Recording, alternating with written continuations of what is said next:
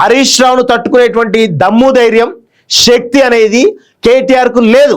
So Harish రావును complete గా డిమోరల్ చేయడం ద్వారా, డిఫేమ్ చేయడం ద్వారా తను బలవంతుని అవుదామనేటువంటి రీతిలో కవితను పావుగా వాడుతున్నాడేమో అనేటువంటి ఒక వాదన కూడా బలంగా వినిపిస్తా ఉంది. సో అందుకే మీరు చూడండి, గతంలో 10 సంవత్సరాల్లో ఈ అవినీతిలో కేటీఆర్ వాటా లేదా, కేసీఆర్ వాటా లేదా? కేసీఆర్ను కేటీఆర్ ఏమనకుండా హరీష్ రావును సంతోష్ రావును అంటుంది అంటే వీళ్ళ డ్రామా ఏంది అనేది తెలంగాణ సమాజం గ్రహించాలి. ఇది చాలా ఇంపార్టెంట్ న్యూస్. కేసీఆర్ రిటైర్మెంట్ 20 నెలలుగా ఫామ్ హౌస్ కే పరిమితం, బయట రాజకీయాలపై మౌనం, పొలిటికల్ విమర్శలు ఆరోపణలపై సైలెంట్, సొంత పార్టీ వ్యవహారాలపైన నో రియాక్షన్, కవిత ఎపిసోడ్ కట్టడిలో విఫలం, జనంలోకి వస్తారని వరంగల్ సభా వేదికగా ప్రకటన, నాటి నుంచి ఎక్కడ కనిపించని మాజీ సీఎం అంటూ కూడా చూస్తా ఉన్నాం. సో కేసీఆర్ ఇక బయటికి రాడు, కేసీఆర్ పని కథం, రాజకీయంగా కథం అని మనం గతంలో కూడా చెప్పినాం. సో ఆయన బయటికి వచ్చేటువంటి పరిస్థితులు లేడు, ఆయన ఆరోగ్యం కూడా సహకరించట్లేదు ఏమో అనేటువంటి అనుమానాలు కూడా బలంగా ఉన్నాయి. సో అవన్నీ కూడా కొంతమంది బీఆర్ఎస్ వాళ్ళతో మాట్లాడితే ఆయన కొంత ఇబ్బందికరమైన హెల్త్ ఇష్యూలో అయితే ఉన్నాడు అని కూడా చాలా స్పష్టంగా తెలుస్తూ ఉంది. సో అవన్నీ కూడా వాటి వల్ల ఆయన కొంత రాజకీయాలకు దూరంగా ఉన్నట్టుగా అర్థమవుతా ఉంది. సో అనారోగ్యం అసలు కారణం అనేది కూడా కనబడతా ఉంది. గులాబీ బాస్ మాజీ సీఎం కేసీఆర్ రాజకీయాల నుంచి రిటైర్మెంట్ తీసుకునే ఆలోచనలో ఉన్నారని, అందుకే అటు ప్రత్యర్థి పార్టీల నుంచి వచ్చే విమర్శలు కానీ ఇటు సొంత పార్టీలోని కలహాలను పట్టించుకోవడం లేదని జోరుగా ప్రచారం జరుగుతున్నది. ఓవైపు వయోభారం, మరోవైపు కొత్త తరం లీడర్లను ధైర్యంగా ఎదుర్కొనే ఓపిక లేకనే మౌనంగా ఉన్నారా అనేటువంటి చర్చ జరుగుతున్నది. ఏమీ లేదు, కేటీఆర్ లాంటి వాళ్ళను పెట్టి రాజకీయం చేస్తా ఉన్నాడు, వాళ్ళకి కేటీఆర్ లాంటి వాళ్ళకేమో రాజకీయం చేస్తలేదు. హరీష్ రావు లాంటి వాళ్ళేమో చాలా సైలెంట్ రాజకీయం చేస్తూ వాళ్ళు ఎప్పుడెప్పుడా బీఆర్ఎస్ పార్టీ వాళ్ళు ఉన్నారు, ఆయన ఉన్నాడు.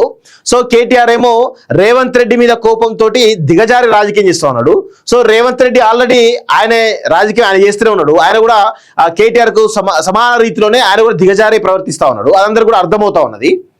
సో ఇంకేం చేయాలి వీళ్ళంతా అంటే తెలంగాణను ముంచడానికి అటు కేసీఆర్ ఇటు రేవంత్ రెడ్డి, కేసీఆర్ వర్గము రేవంత్ రెడ్డి వర్గము చాలా స్పష్టంగా తెలంగాణ దోచుకోవడానికి దాచుకోవడానికి మాత్రమే వీళ్ళు పనిచేస్తా ఉన్నారు తప్ప ఎక్కడ కూడా తెలంగాణ సోయి లేకుండా ఉన్నారు. వీళ్ళకు రాజకీయాలు ముఖ్యం తప్ప తెలంగాణ ప్రజల ప్రయోజనాలు కానీ వాళ్ళ సంక్షేమం కానీ ముఖ్యం కాదు. ఇది గుర్తుపెట్టుకోండి తెలంగాణ సమాజం అంతా.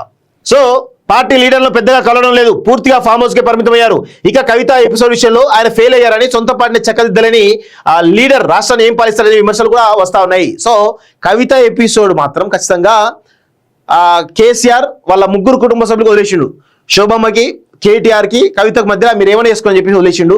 సో ఆ శోభమ్మ డైరెక్షన్లోనే కవిత చాలా స్పష్టంగా ముందు కదులుతా ఉంది అనేది చాలా స్పష్టంగా అర్థమవుతా ఉంది.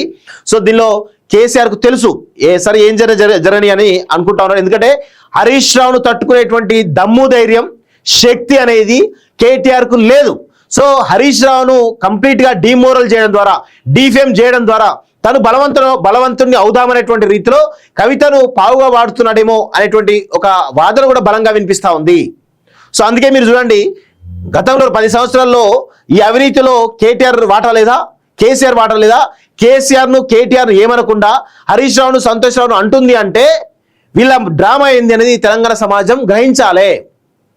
ఇది ఎందుకంటే కవిత ఆల్రెడీ ఢిల్లీ లిక్కర్ స్కామ్ విషయంలో కొంత ఇబ్బందికరమైన పరిస్థితులు ఎదుర్కొంటా ఉంది. ఆమె పైన ఒక రకమైన మరక ఏర్పడ్డది.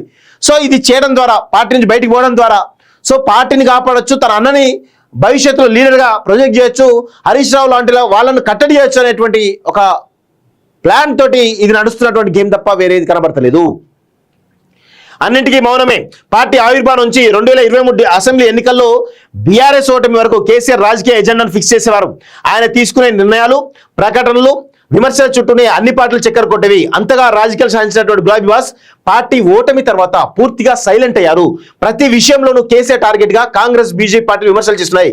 గతంలో ఆయన పాలన తీరు, తీసుకున్న నిర్ణయాల్లోని లోపాలను ఎత్తి చూపుతూ ఆరోపణలు, విమర్శలు చేస్తున్నాయి. ప్రధానంగా కాళేశ్వరం ప్రాజెక్టు నిర్మాణంలో జరిగిన అక్రమాలు, ఫోన్ ట్యాపింగ్ అంశాలపై సీఎం రేవంత్ రెడ్డి మంత్రులు పెద్ద ఎత్తున విమర్శలు చేస్తున్నా, అలాగే బీజేపీ లీడర్ విమర్శలు చేస్తున్నా కేసీఆర్ మాత్రం సైలెంట్ గా ఉన్నాడు. సో కేసీఆర్ ఆయన చేసినటువంటి పాపాలు ఏవైతే ఉన్నాయో అవన్నీ కూడా కర్మ రూపంలో ఇప్పుడు అనుభవిస్తున్నట్టుగా చాలా స్పష్టంగా అర్థమవుతా ఉంది.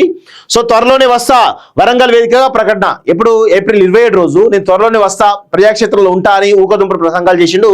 తర్వాత ఏమైందో కూడా తెలియనటువంటి పరిస్థితి అయితే ఉంది. సో ఇంకా ఏమైనా చేస్తాడా అనేది కూడా అనుమానమే, బయటికి రాడు. ఆయన బయటకు వచ్చేటువంటి పరిస్థితులు అయితే కేసీఆర్ లేడు అనేది చాలా స్పష్టంగా తెలుస్తా ఉంది. ఆయనపై అటాక్ చేస్తున్నారు. వీటిపై నేటి వరకు గులాబీ బాస్ స్పందించలేదు, మౌనం ఎప్పుడు వీడతారా అని పార్టీ శ్రేణులు ఆయన అభిమానులు ఎదురు చూస్తున్నారు. చివరికి జస్టిస్ ఘోష్ కమిషన్ కాళేశ్వరం ప్రాజెక్టులో కేసీఆర్ నిర్ణయం వల్ల తప్పిదాలు జరిగాయని రిపోర్ట్ ఇచ్చిన ఇంతవరకు మాజీ సీఎం స్పందించకపోవడం గమనార్హం. సమయం ఇవ్వరు, కలవరు. అది ఆయన మొదటి నుంచి కూడా అదే పరిస్థితి. ఆయన ఎవరిని కూడా కలవడండి. ఆయన ఎవరిని కలవాలనుకుంటాడో వాళ్ళని పిలిపించుకోమాట తప్ప కింద క్యాడరు గంటల పాటు రోజుల పాటు ఉన్నా కానీ కనీసం ఆయన బయటకు వచ్చి వాళ్ళకు నమస్తే కూడా పెట్టాడు. సో అసెంబ్లీకి రాని ఎల్ఓపి ఎందుకు, లీడర్ ఆఫ్ అపోజిషన్ పార్టీ ఎందుకు, వాస్తవంగా బీఆర్ఎస్ ఎల్పీ పదవి ఎందుకు?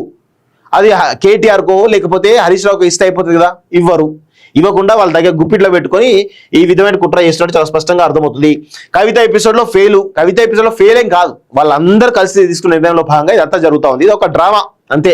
కల్వకుంట్లలో అంటే ఒక డ్రామా కంపెనీ అనేది చాలా స్పష్టంగా అందరు కూడా తెలుసు. అనారోగ్యమే కారణమా? మేబీ ఉండొచ్చు, ఆయనకు అనారోగ్యమే కారణంగా ఉండొచ్చు కూడా. సో మొత్తానికైతే ఆయన ఇక రాజకీయాలకి యాక్టివ్గా ఉండే అవకాశం అయితే లేనట్టుగా చాలా స్పష్టంగా అర్థమవుతుంది. కేసీఆర్ రాజకీయాలకు ఇప్పటి నుంచో దూరంగా ఉండే అవకాశం అయితే కనబడుతుంది. సో ఏ విషయంలో కూడా మాట్లాడే పరిస్థితి కనబడుతుంది. ఎప్పుడన్నా బహిరంగ సభలు పెడితే వచ్చి మాట్లాడడం తప్ప వేరే ఏది చేయడం చాలా స్పష్టంగా అర్థమవుతుంది. అంతా కేటీఆర్ డైరెక్షన్లోనే జరుగుతుంది అనేది కూడా తెలుస్తా ఉంది.